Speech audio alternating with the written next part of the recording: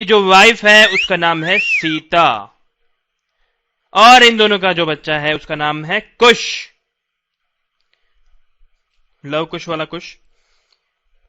अब ये जो राम है वो कहीं पे जॉब करता है, तो जॉब करता है तो इसकी कुछ सैलरी भी है। इसकी जो टोटल इनकम है, टोटल इनकम वो है करीब ₹30,000।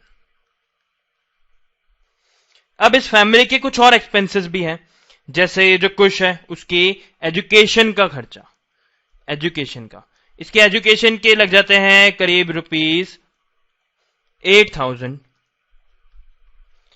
इसके अलावा इनका खर्चा है जैसे फूड का और इन सब चीजें होती हैं उन सब का, इनका खर्चा आता है करीब उसका भी कुछ 8,000 ही आता है।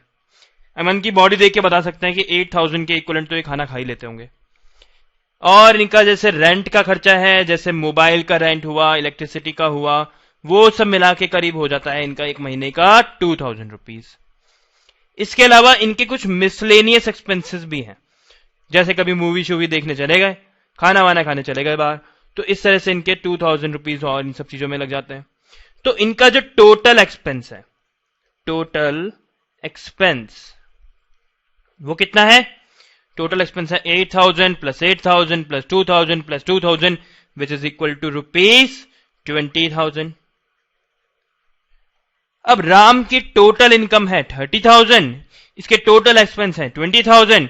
It means amount left with him is 30,000 minus 20,000 which is ₹10,000।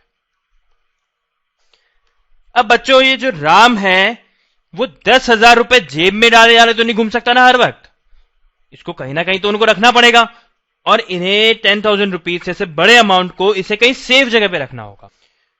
तो देखिए अब इस आदमी के पास में दो ऑप्शन है, या तो ये एक लॉकर खरीद के ले आए और उसके अंदर हर महीने 10,000 रुपए 10,000 रुपए 10,000 रुपए डालता रहे, या फिर इसके पास एक और ऑप्शन है कि ये बैंक में जाके हर महीने 10,000 रुपीज डिपॉजिट कराता रहे। पर हो सकता है अब आप सोचें कि भाई ये 10,000 रुपीज तो राम के हैं, तो फिर ये बैंक को ले जाके पैसा क्यों दे देगा?